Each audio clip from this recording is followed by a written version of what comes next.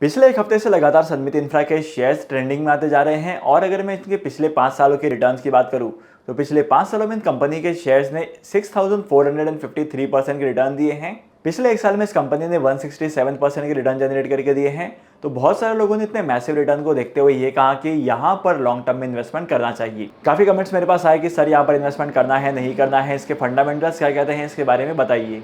तो hello guys, welcome back. स्वागत है आप सभी का आपके अपने यूट्यूब चैनल पर, जहां पर आज के इस वीडियो में मैं आपको कंप्लीट डिटेल देने वाला हूं सनमित इंफ्रा के बारे में। आखिर आपको सनमित इंफ्रा के शेयर्स में इन्वेस्टमेंट करना है नहीं करना है, कंपनी के फंडामेंटल्स क्या कहते हैं, हर एक चीज के बारे में डिटेल में डिस्कशन करेंगे। तो हमेशा की तरह आज का वीडियो भी बहुत ज्यादा इंपॉर्टेंट और इंटरेस्टिंग होने वाला है। तो इस वीडियो में आगे बढ़ने से पहले अगर आप इस चैनल पर नए हो तो इस चैनल को सब्सक्राइब करो।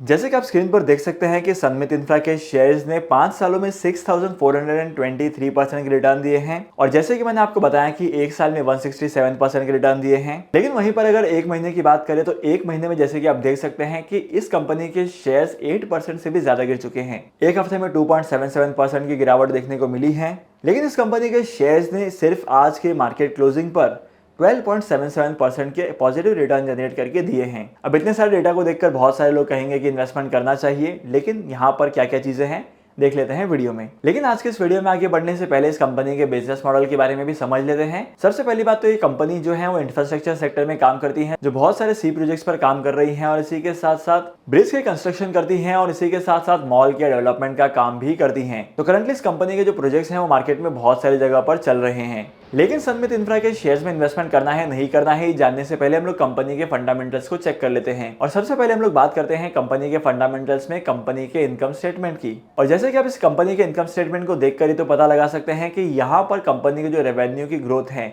वो इंडस्ट्रीज के मुकाबले काफी ज्यादा है। सनमित इंफ्रा के रेवेन्यू की ग्रोथ 9% की है, वहीं पर इंडस्ट्री की रेवेन्यू की ग्रोथ जो है वो सिर्फ और सिर्फ 1% की है। सेकंड इंपॉर्टेंट चीज ये है कि कंपनी का मार्केट शेयर पिछले 5 सालों में बढ़ते जा रहा है, 0.17% से 0.24% तक पहुंच गया है। देखो, मार्केट शेयर इंक्रीज हुआ है, लेकिन मैं ऐसा नहीं कहता कि मार्केट शेयर जो इंक्रीज हुआ है ये एक पॉजिटिव साइन है, क्योंकि मार्केट में से छोटे मोटे इंक्रीज डिक्रीज तो होते रहते हैं। और इनकम स्टेटमेंट की तीसरी और सबसे इंपॉर्टेंट चीज है कंपनी के नेट इनकम। अगर मैं इस कंपनी के नेट इनकम की बात करूं तो इस कंपनी का जो नेट इनकम है वो ईयर ऑन ईयर बेसिस पर इंडस्ट्री के मुकाबले 10 गुना ज्यादा है। इंडस्ट्री की नेट इनकम अगर 10 रुपए की है तो इस कंपनी की नेट इनकम है 100 रुपए की। और जैसे कि हम लोगों ने इस कंपनी के ग्राफ को देखा है 1 साल से लेकर 5 साल के बीच में, तो 1 साल से लेकर 5 साल के बीच में इस कंपनी के शेयर्स में बहुत ही ज्यादा रिटर्न्स दिखाई दिए हैं। तो इसकी वजह से हो सकता है कि ये जो इनकम है ये इंक्रीज होती हुई दिखाई दी हो। अब हम चलते हैं कंपनी की बैलेंस शीट पर और जैसे कि आप कंपनी के असेट्स एंड लायबिलिटीज को देख सकते हैं, यहाँ पर क्लियरली पता चलता है कि इस कंपनी का जो डेट टू इक्विटी रेशियो है वो इंडस्ट्री के मुकाबले काफी ज्यादा है।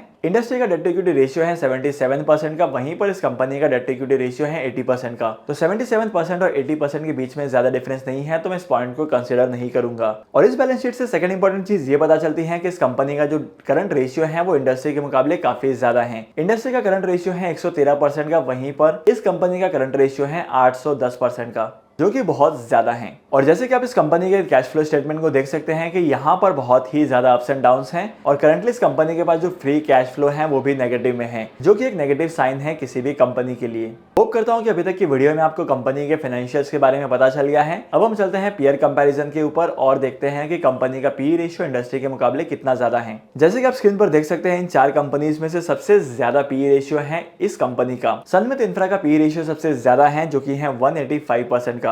अगर आप किसी भी कंपनी के शेयर्स में इन्वेस्टमेंट करते हैं तो मैं आपको पर्सनली एडवाइस करूंगा कि आपको उन कंपनीज के शेयर्स में ही इन्वेस्टमेंट करना है जिसका पी रेशियो कम हो, क्योंकि जितना ज्यादा पी रेशियो होगा उतना ज्यादा प्रॉफिट कमाने में प्रॉब्लम्स आएगी। और वहीं पर पीयर कंपैरिजन में अगर वोलेटिलिटी की बात की जाए तो जैसे कि आप स्क्रीन पर देख सकते हैं कि सन इंफ्रा की जो वोलेटिलिटी है वो अदर्स के कंपैरिजन में काफी ज्यादा है, लेकिन यहाँ पर डिफरेंस जो है वो माइनर सा ही है, सिर्फ और सिर्फ 7% का डिफरेंस है। So this is not the big deal. Last but not the least अभी हम लोग देखते हैं कंपनी के होल्डिंग पैटर्न को। जैसे कि आप सितंबर 2022 के होल्डिंग पैटर्न को देख सकते हैं कि यहाँ पर मेजॉरिटी शेयर्स प्रमोटर्स के पास हैं। प्रमोटर्स ने 72% के शेयर्स को होल्ड किया है। वहीं पर म्यूचुअल फंड, डोमेस्टिक इंस्टीट्यूशंस और फॉरेन इंस्टीट्यूशनल इन्वेस्टर्स ने 1% का भी इन्वेस्टमेंट नहीं किया है। और वहीं पर अगर आप रिटेल इन्वेस्टर्स के परसेंटेज को देखेंगे तो रिटेल इन्वेस्टर्स ने 3.99% तक के स्टेक को होल्ड किया है और बाकी के बचे 24% के आसपास के शेयर्स को होल्ड किया है अदर पार्टीज ने। तो क्या लगता है आपको इन्वेस्टमेंट करना चाहिए? तो सबसे पहले अगर मैं कंस्ट्रक्शन के सेक्टर की बात करूं तो कंस्ट्रक्शन के सेक्टर में थोड़ा बहुत बूम आया था मार्केट में, लेकिन यहाँ पर जो बूम दिखाई देता है इस कंपनी के शेयर्स की ग्रोथ दिखाई देती है वो बहुत ही ज़्यादा हैं और करंट मार्केट प्राइस और कंपनी के फंडामेंटल्स के शेयर प्राइसेस के जंप को जस्टिफाई नहीं करते हैं।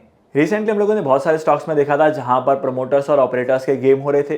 तो हो सकता है कि आने वाले टाइम पीरियड में इस कंपनी के शेयर्स में भी प्रमोटर या ऑपरेटर का कोई स्कैंडल बाहर आए और यहाँ पर इन्वेस्टमेंट करने पर जो आपको प्रॉफिट दिखाई दे रहे हैं वो ऐसा नहीं है कि आपको सेल करने पर प्रॉफिट होंगे। बहुत बार ऐसा भी होता है कि हम लोग शेयर्स को सेल करना चाहते हैं लेकिन मार्केट में बायर कोई नहीं होता है और मेजोरिटी यहाँ पर ऐसा होता है कि मार्केट में आपको शेयर्स की प्राइस के ऊपर प्रॉफिट तो दिखेगा लेकिन आप इस प्रॉफिट को बुक नहीं कर पाओगे, आप यहां पर सेल नहीं कर पाओगे शेयर्स का। तो मेरा पर्सनल ओपिनियन तो आपके लिए यही है कि इस कंपनी के शेयर्स में फिलहाल आपको इन्वेस्टमेंट नहीं करना है। अगर आपको इन्वेस्टमेंट करना है तो मार्केट में बहुत सारी कंपनीज है जहां पर आप इन्वेस्टमेंट कर सकते हैं। मैंने पर्सनली एक वीडियो बनाया है जहां पर आपको मैंने बताया है कि 2023 में आप कौन से डिफेंसिव शेयर्स में इन्वेस्टमेंट कर सकते हैं। अगर आप स्टॉक मार्केट में इन्वेस्टमेंट करने वाले हैं तो इस वीडियो को चेकआउट जरूर करना और आज के इस इंपॉर्टेंट वीडियो को यहीं पर खत्म करते हैं। मैं आपको मिलूंगा अगली वीडियो में नए टॉपिक के साथ, एक इंटरेस्टिंग टॉपिक के साथ।